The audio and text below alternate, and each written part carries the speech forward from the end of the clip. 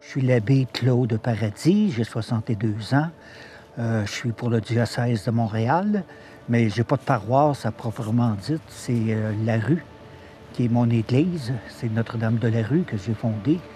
Alors, c'est la rue, c'est les ruelles, c'est les poubelles qui sont ma paroisse. On est une présence d'église dans la rue parce que je fais des messes dehors, à l'extérieur. Je fais des confessions aussi à l'extérieur. On fait de l'évangélisation, les jeunes nous parlent, alors ça nous permet de faire de l'évangélisation avec eux. Est-ce que vous pouvez me parler un petit peu de votre passé, de votre histoire, de ce qui Oui. finalement vous a amené ici? Moi, je suis un ancien gars de la rue. J'ai connu la rue, j'ai connu la toxicomanie, l'alcool, l'alcoolisme. Alors, je suis sobre depuis 17 ans, que j'ai rien touché. Alors, je suis retourné dans la rue à la demande de mon cardinal quand j'ai été ordonné. Mais mon passé m'a bien préparé pour le ministère d'aujourd'hui. Comment vous en êtes arrivé à vivre dans votre passé dans la rue? Qu'est-ce qui s'est passé dans votre parcours? Je suis arrivé ici à Montréal, j'ai pas trouvé d'emploi.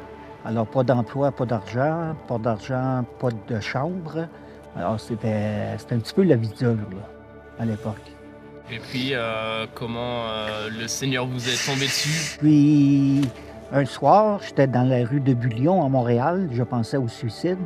Alors, j'ai pris la rue Sainte-Catherine, je suis monté, et pas loin d'ici, il y a une petite église, Notre-Dame de Lourdes, sur Sainte-Catherine et Berry, qui était ouverte 24 heures à l'époque.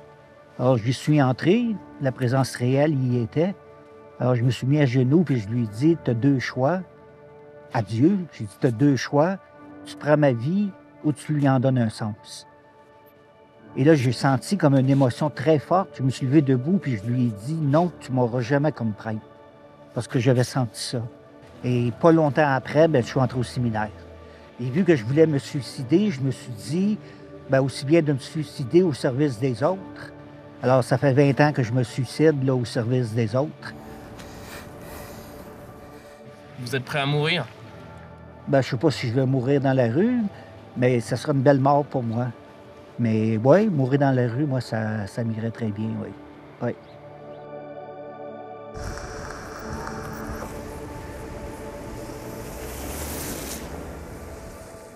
Vous qui avez bien connu la rue et qui la connaissez encore très bien pour l'expérimenter au quotidien, est-ce que vous pouvez nous parler de cette vie dans la rue que nous, on ne connaît pas, mais l'hygiène, l'alimentation au quotidien, du matin au soir, qu'est-ce qu'on fait? Hier, je voyais quelqu'un qui me disait que ça faisait 3 mois qu'il n'avait pas pris de douche. Alors, pour l'hygiène, là, je te dis que c'est pas... ils ne se prennent pas soin d'eux parce qu'ils ne s'aiment pas. Alors, en ne s'aimant pas, ils consomment. C'est presque un suicide qu'ils font. Hein. Ils consomment jusqu'à temps qu'ils décèdent. Beaucoup font ça. Parce qu'ils trouvent ça trop dur, ils ne s'aiment plus du tout.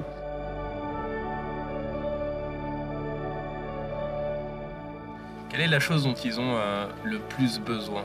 De l'écoute. Moi, je dirais de l'écoute. On les écoute pas beaucoup, on leur parle pas. Lorsqu'on sait le prénom de quelqu'un, c'est déjà énorme pour eux. Et lorsqu'on les reconnaît et qu'on les renomme par leur prénom, il y a déjà un éclat dans les yeux, un sourire qui apparaît tout de suite, parce qu'ils deviennent quelqu'un pour quelqu'un. C'est comme le Matthieu 25-35, hein? J'ai eu faim, j'ai eu soif, j'étais nu, j'étais en prison, j'étais malade, j'étais étranger. Vous m'avez donné à manger, à boire, tout ça. Maintenant, ils vont nous dire, j'ai faim d'être reconnu par quelqu'un. J'ai soif d'être aimé. Je veux être habillé de dignité. Alors, c'est des choses comme ça que les jeunes nous disent. Alors, je leur dis, est-ce que tu te rends compte que tu me parles d'évangile en ne le sachant pas? Lorsqu'ils me parlent de Dieu, je leur dis, regarde, tu viens tout juste de me parler de Dieu, là, parce qu'ils ne connaissent pas. Ils ont une soif au niveau spirituel, par contre. Le sens à la vie. Est-ce que j'ai été conçu pour vivre dans la rue, là, moi? Là? Pourquoi je suis dans la rue? Et pourquoi qu'il y en a d'autres ne le sont pas? Pourquoi que moi? Qu'est-ce qui est arrivé dans ma vie pour que je me retrouve à la rue, justement?